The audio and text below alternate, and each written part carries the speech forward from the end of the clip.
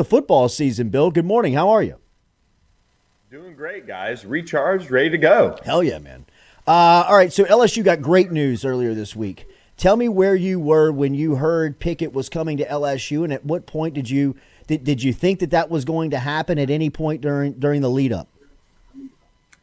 Yeah, lucky for me, SEC Media Days is right in my backyard. So I was sitting at one of the tables having breakfast and talking with Shay, and Shay was kind of laying out what he was hearing from the night before, and it just all started to add up, at least to me. I mean, they continuously stayed in contact with LSU. The Pickett family did. They worked with them closely on the pitch and what exactly everything would mean for him in terms of NIL.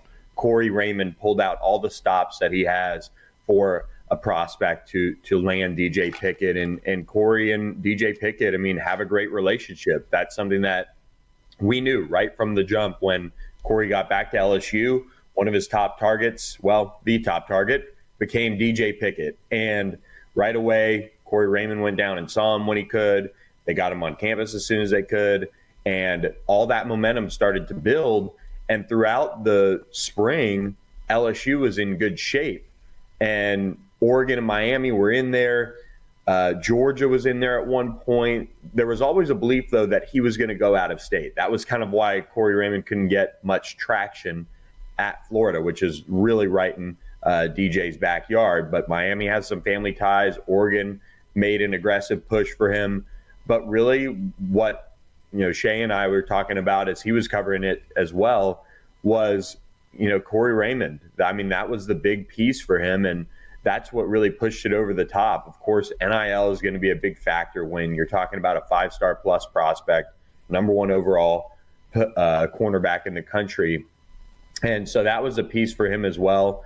But I just think they did a terrific job recruiting him start to finish. And when it came time for those discussions about business, they were prepared to put together something that was really impressive for DJ, and that he really felt like, was worth obviously connecting both his feelings for playing for Corey Raymond, playing at DBU, and then the business side of it. So it was Tuesday morning maybe at SEC Media Day that Shay laid out everything he was hearing.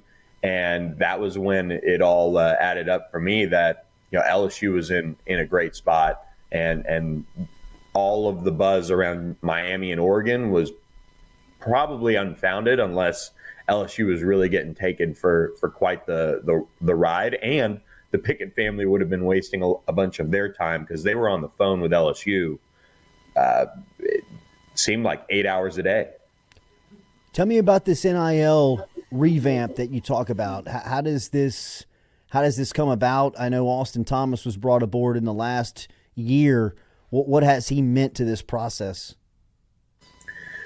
Yeah, I talked with Brian Kelly on the side. I had some questions for him about it because some of the prospects over the summer really raved about the NIL presentation that LSU's put together. And with revenue sharing on the way, LSU is getting out ahead of that with discussions with the prospects as far as, hey, all this revenue is going to come in. It's got to be shared somehow.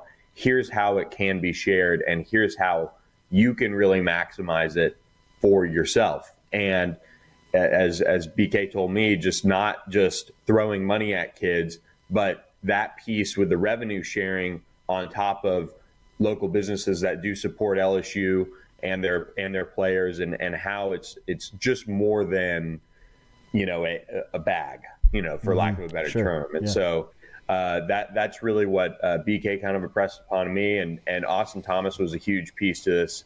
I was talking with him about that, and he really echoed what BK said. But one of the biggest